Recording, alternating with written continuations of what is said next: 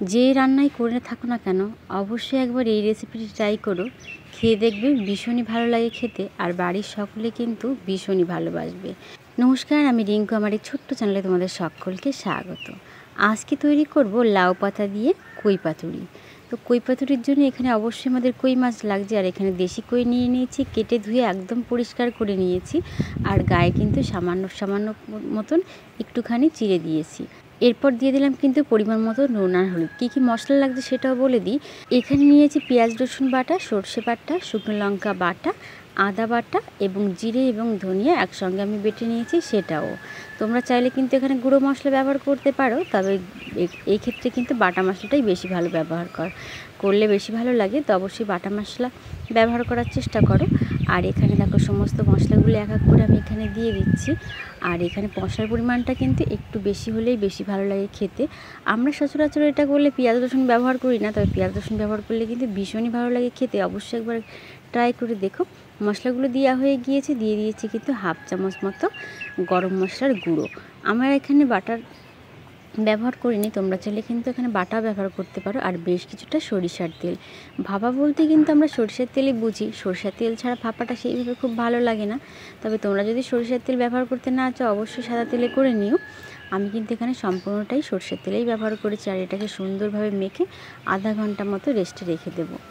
সুন্দরভাবে মেখে দেখো মশলার সঙ্গে একদম মিশিয়ে নিয়েছি, এবং মশলাটা কিন্তু বেশ অনেকটাই পরিমাণে দিয়েছি, তোমরা দেখতেই পাচ্ছ। তবে মশলার পরিমাণটা এখানে অবশ্যই দিতে হবে বেশ কিছুটা পরিমাণে। আর আধা ঘন্টা পরে আবারও কিন্তু আমরা ফিরে আসছি। এবার কিন্তু লাউ পাতা গুছিয়ে নেব। আগের থেকে গাছ থেকে লাউ পাতা ছিঁড়ে নিয়ে এসেছি, যার জন্য দেখতেই পাচ্ছ খুব টাটকা টাটকা লাউ পাতা। তোমরা যদি হাতের কাছে না থাকে বাজার থেকে আনলে অবশ্যই একটু জলে ভিজিয়ে রেখো, তাহলে কিন্তু এইভাবে টাটকা হয়ে যাবে। তো আমি এখানে দুটো করে পাতা ব্যবহার করছি, অবশ্যই দুটো বা তিনটে করে পাতা ব্যবহার করতে হবে। যেহেতু পাতাগুলো আমার একটু বড়, তাই এখানে আমি দুটো করেই পাতা ব্যবহার করছি। আর প্রথমে দিয়ে দিচ্ছি কিছুটা মশলা, যে মশলাটা আমরা মাছের সঙ্গে ম্যারিনেট করে রেখেছিলাম সেই মশলা। তারপরে আবার দিয়ে দিলাম একটা কই মাছ, তার উপরে দিয়ে দিচ্ছি কিন্তু আবারও একটুখানি মশলা। এখানে কিন্তু আমার এটাকে বাঁধার জন্য কোনো সুতো আমি ব্যবহার করছি না, তোমরা একটু খেয়াল করে দেখবে। এখানে সেইভাবে সুতো ব্যবহার না করলেও কিন্তু হবে, যেহেতু লাউ পাতাটা নরম হয়ে যাবে সিদ্ধ করার সময়, তাই লাউ পাতাটাকে আর সুতোতে বাঁধলাম না। তোমরা যদি রিস্ক না নিতে চাও তো অবশ্যই একটা বাঁধন দিয়ে দিতে পারো। আমি এখানে কোনোরকমভাবে কিন্তু বাঁধছি না, এইভাবেই রেখে দিচ্ছি। তোমাদের সুবিধার্থে আমি আবারও একটা পাতা নিয়ে এবার দেখিয়ে দিচ্ছি। যারা আমার এই ভিডিওটি ফেসবুক থেকে দেখছো, আমার ভিডিওটি ভালো লাগলে লাইক কমেন্ট শেয়ার করে দিও, এবং যারা ইউটিউব থেকে দেখছো তারা আমার চ্যানেলটি একটু সাবস্ক্রাইব করে পাশে থেকো। আর এইভাবে দেখো আবারও মুড়ে নিচ্ছি। আর তোমরা কে কীভাবে পাতুরি তৈরি করে থাকো অবশ্যই কমেন্টে জানিও। আজকে আমি লাউর পাতা দিয়ে করছি, অন্য একদিন কলার পাতা দিয়ে তোমাদের সঙ্গে শেয়ার করব। সমস্ত পাতুরিগুলো দেখো তৈরি করা হয়ে গিয়েছে। এবার কড়াইতে দিয়ে দিচ্ছি কিন্তু সামান্য পরিমাণে তেল। তেলটা মোটামুটি গরম হোক বা না হোক, এইভাবে কিন্তু আমি বসিয়ে দিচ্ছি। হালকা একটু গরম অবস্থায় দিয়ে দিয়েছি। আর এইভাবে তোমরা এখনও দেখতে পাচ্ছ, এটা কিন্তু আমি কোনো সুতো ব্যবহার করিনি, এইভাবেই আস্তে আস্তে দিয়ে দেবো। তোমরা চাইলে এটাকে স্টিমও করে নিতে পারো, বা অনেক সময় ভাতের সঙ্গেও দিয়ে করা যায়। যেহেতু পরিমাণটা একটু বেশি, সেই কারণে আর ভাতের সঙ্গে দিলাম না, আলাদা করে এইভাবে তৈরি করে দেখাচ্ছি। আর এইভাবে তৈরি করলে কিন্তু অনেক লোকেরও তৈরি করা যায়।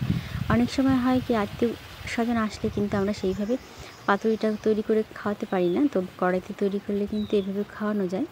আর এই যে দিয়ে দিচ্ছি সামান্য পরিমাণে জল, আর দিয়ে দিচ্ছি 3টি চেরা কাঁচা লঙ্কা।